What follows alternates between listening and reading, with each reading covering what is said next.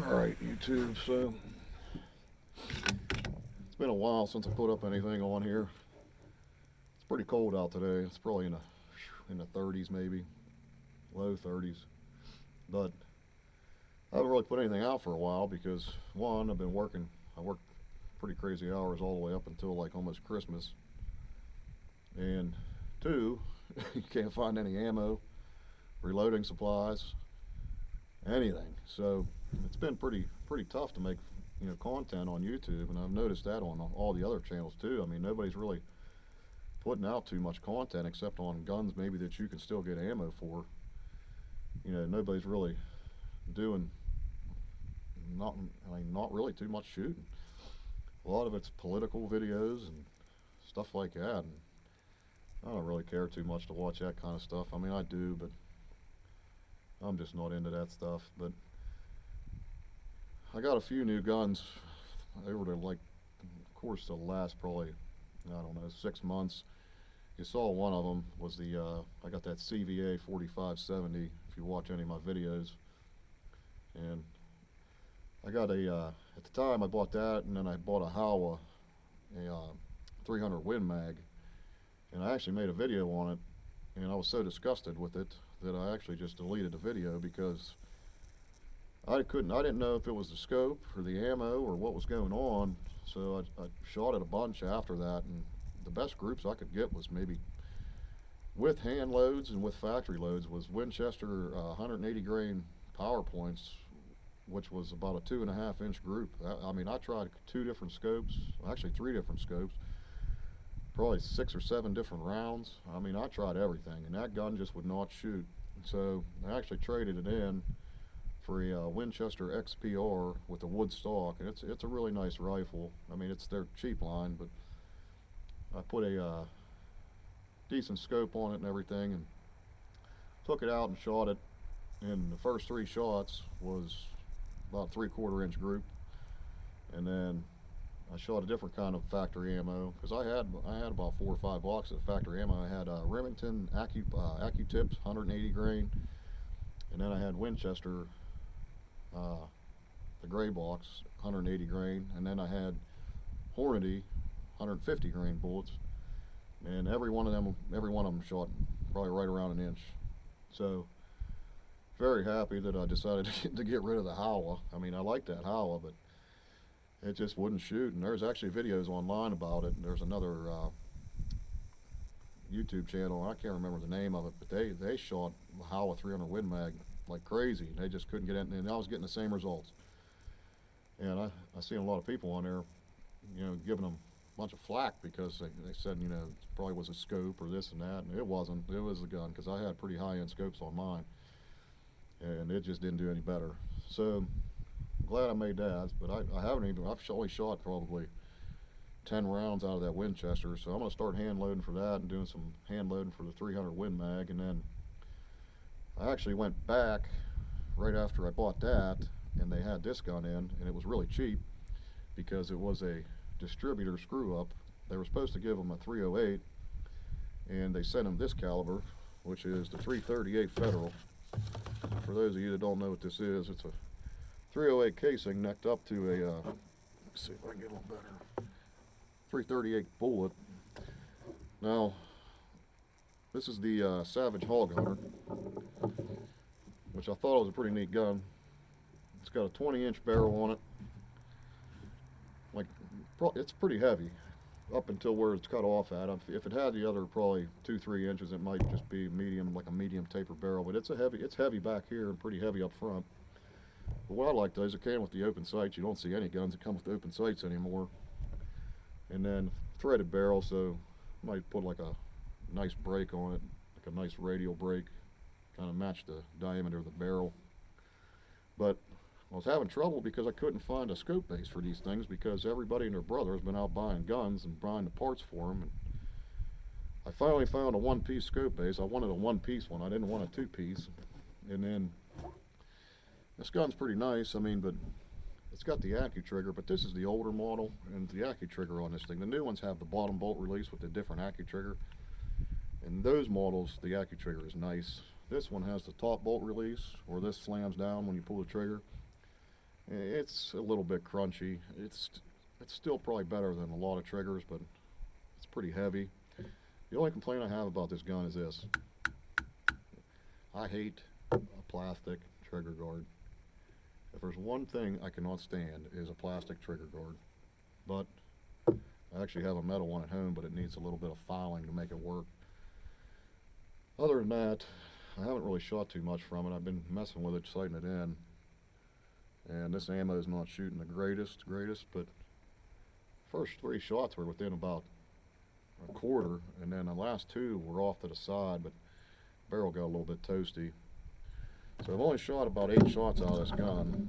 I let it cool down for about 10-15 minutes before I turned this on. I just wanted to get it sighted in. But one thing too is I'm going to be doing a review on this scope.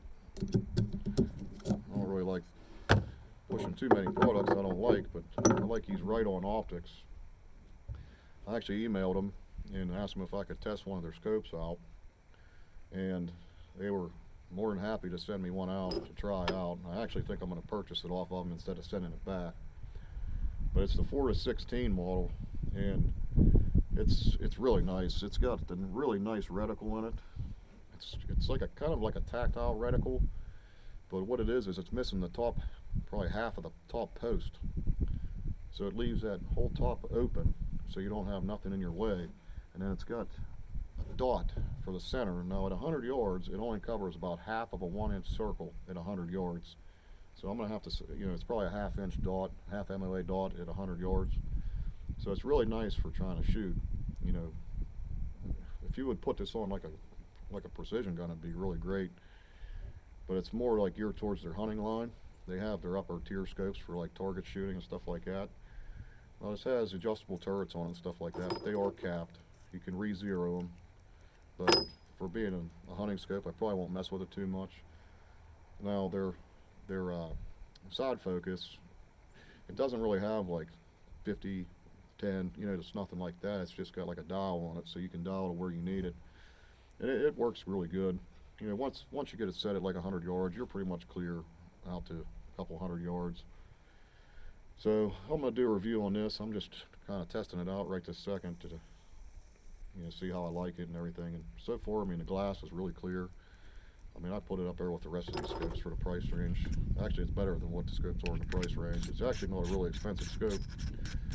It's probably right around, I think on their website, the MSRP is $279 is what they're selling them for. So probably get them right around there in the store somewhere. I've seen them at Sportsman's Warehouse.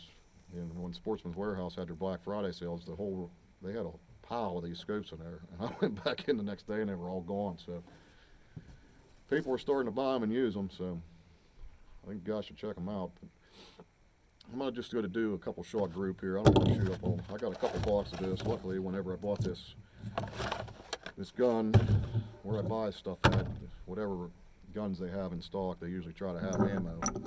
Now, how they got this ammo, I don't know, because I looked all over the place and nobody has any 338 Federal.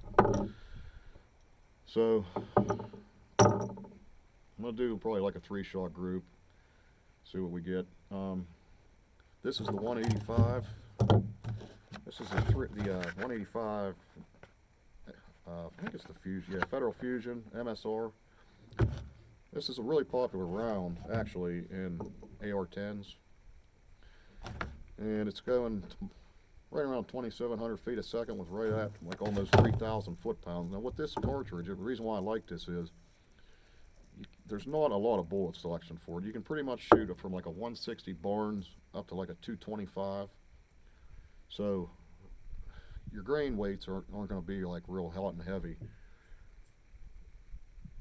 If you shoot, say, like a 180 to like a 200 grain bullet, you can get them going hand loading. I've seen online about 27 to 2,800 feet a second, maybe a little bit more with the 180, but you're getting about 31 to 3,200 foot-pounds of energy. That's getting you up into like Magnum, the light Magnum, energies, and that's why this was developed for out west as a nice little short range, 200-300 yard elk gun. It was specifically for that purpose. Now you're probably going to lose a good bit of velocity out of this 20-inch barrel, so these probably are only going 2,600 maybe. So I got I got some Barnes 210 tipped TTSXs, I think is what they are, and then I got a couple boxes of the ballistic silver tip, 200 grain ballistic silver tips that I want to work with. I got a couple different powders that I picked up luckily before everything got wiped out. So I'm set up to reload for this. I got my dies, I got everything.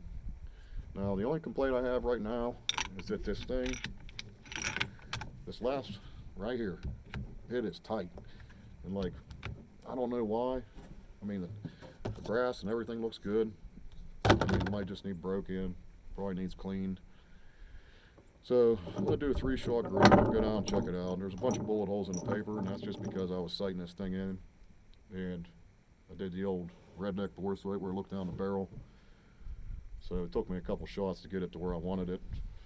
So I'm going to put these, we got these Walker electronic muffs too. And I thought they would deaden the sound. They deaden the sound, but if you got them up all the way and you pull the trigger, you can hear it. So we'll do, barrel's cooled down now. Just trying to give you guys an idea what I'm going to be trying to do with the old channel here, but I got a paper to the left. I was shooting my AR, put a new stock and a new trigger and stuff on it, so I remounted a scope to it, my 24-inch gun. So I got a couple shots on a dot to the left. I'm going to go ahead and shoot that because you'll obviously be able to tell the difference between the holes. So we'll try to take our time here and squeeze these off. One thing I don't like is this is the first time I've shot with earmuffs in a long time, and I just cannot get comfortable with them on. But here we go. Another thing, this gun is loud, like 300 Magnum loud with this short barrel.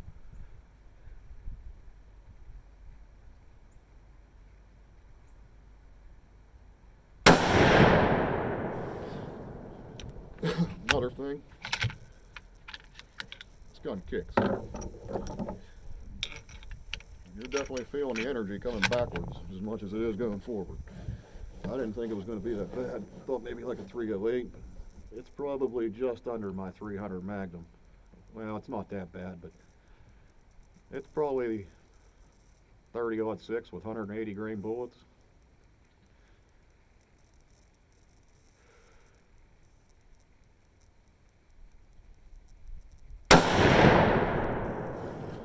Definitely puts a thump on you, I'll tell you that.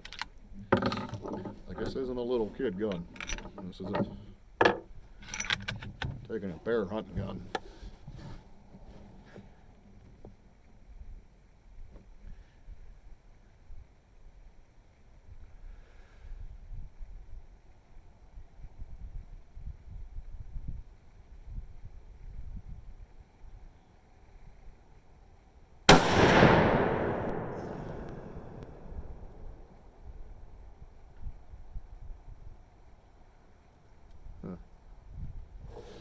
I don't know what happened there. One went way low. Try this again. I don't think that was me, but just make sure.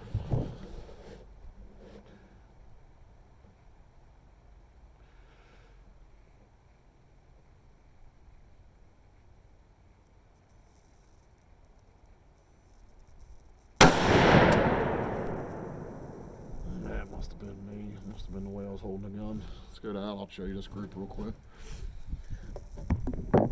Yeah, nothing impressive. That's probably a 2.5-inch group. Here's the one that I shot way down low. I don't know what happened here. These earmuffs keep getting in my way, and it's making me adjust my point of aim. Alright, so I don't know. I ain't too crazy about shooting with these